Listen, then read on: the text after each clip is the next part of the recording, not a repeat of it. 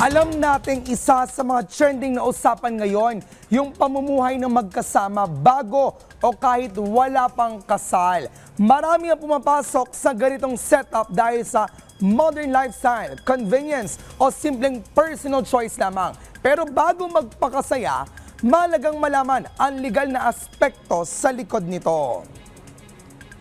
Magandang umaga, Fifi. Tama ka.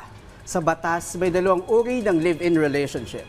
Una, kung parehong single, kadalasan ay walang legal na problema. Pangalawa, kung may kasal sa isa o parehong partners, may legal na hadlang ito at pwedeng magdulot ng problema sa pera, ari-arian o responsibilidad. Kaya kaugnay niyan ay tatalakayin natin kung paano maiwasan ang ganitong komplikasyon. Rise and Shine, Attorney Roel. Welcome back dito sa Rise and Shine Pilipinas. Attorney, kailan ba nagiging legal o hindi legal ang live-in relationship? Okay. Nagiging legal yung live-in relationship, of course, kung walang sabit, sa madaling salita. Ayun, walang sabit. Kung yung dalawang nagsasama, wala silang asawa o tinatawag nating legal impediment, then masasabi natin na legal yung live-in relationship. Okay, attorney, himayin natin. Doon muna tayo sa partners sa parehas na single. Ano-ano ang kanilang mga karapatan?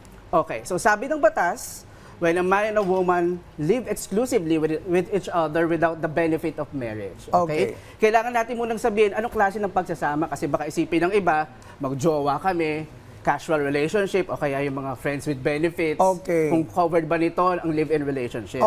Sabi ng batas, it should be living exclusively with each other as husband and wife. So kino-consider muna na asawa mo. Ayun, wala lang marriage talaga.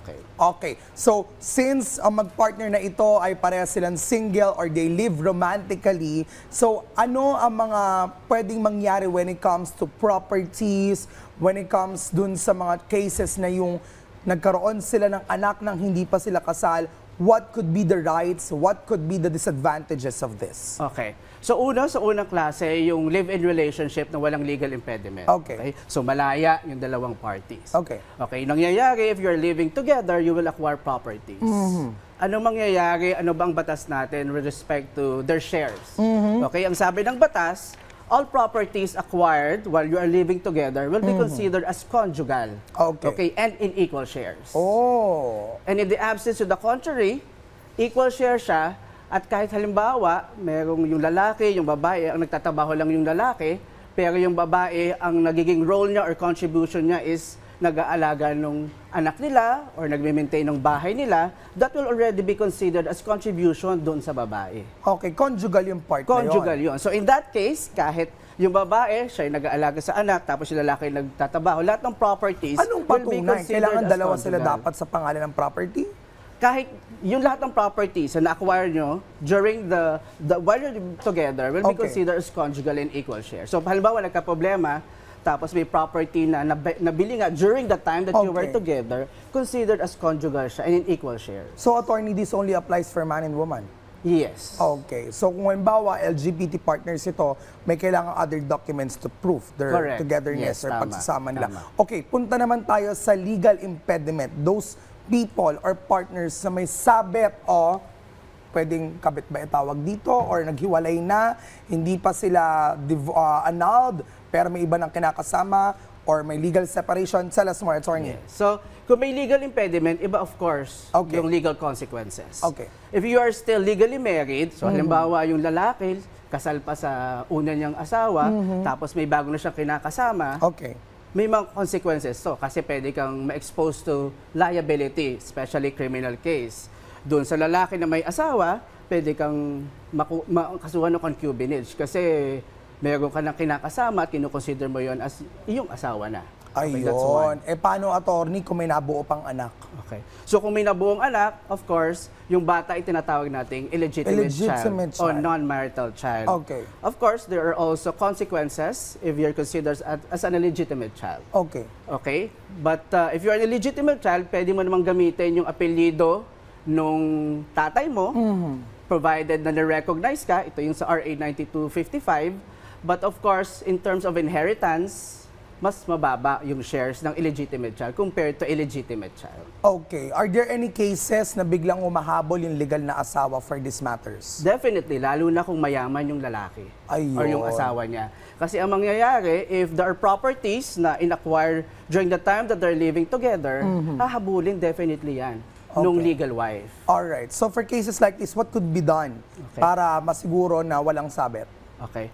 Kahit anong relasyon o pagsasama, nagiging matatag yan kung may pag-unawaan, tamang pag-uusap, respeto, of course, responsibility.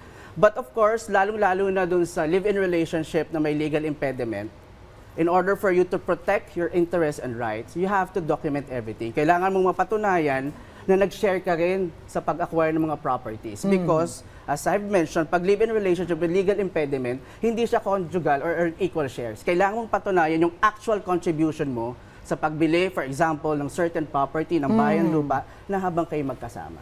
Paano kung halimbawa ang kanyang kinakasama ngayon habang siya hindi pa annulled, ay bumili din sila ng property nila? Pag bumili sila ng property nila, kailangan patunayan nung walang asawa na may actual contribution siya. Nagbigay siya ng, for example, ng pera. Para makuha niya yung proportionate share niya doon sa property. Pag wala kang proof, wala kang katibayan. Siyempre, pag nagmamahal ka, hindi ka naman nagkikip ng mga documents or proof para patunayan na meron kang contribution, di ba? Pero of course, legally, para makuha mo yung claim mo or you have a proportionate share in the property, kailangan may documents ka to prove that you have an actual contribution in acquiring the property. Okay, naghiwalay na kami. 5 years after may kinasama akong bago. Hindi na kami nag-uusap nung asawa ko. Pero hindi kami annulled or legally separated. Ganun pa rin ba ang cases kahit may patunay naman na hindi na kami nagkakausap or no communications at all, attorney? Same pa rin. Kasi ang sinasabi natin, you're still married kung wala pang court declaration, nullifying, annulling your marriage or may legal separation. Sa mata ng batas, in the absence of a court order, you're still considered as legally married. Okay, attorney, payo na lamang po sa may mga live-in partners. May mga live-in partners. Of course, iba-iba yung reason natin. Kung bakit hindi tayo nagpapakasal. At for others naman na legally married, may mga kaso din tayo. Ayun. So I think kailangan lang natin para malinaw yung usapan, especially on properties, magkaroon tayo ng document that would show yung totoo natin na agreement. Okay. Ikaw, attorney, ready ka na ba makipag-live-in? Hindi pa. Wala siya naisip. Nahirapan ako sagutin yun. Ayun na. Well, anyway, maraming salamat Attorney Roel Ilagan sa inyong oras at sa malinaw na paliwanag tungkol sa live-in relationships. At para sa ating mga ka-RSP, paalala naman po na bago pumasok sa anumang live-in relationship, maging responsable at siguraduhin alam nyo ang inyong karapatan at obligasyon. Dahil sa dulo ng lahat, ang dapat na tanong ay, legal ba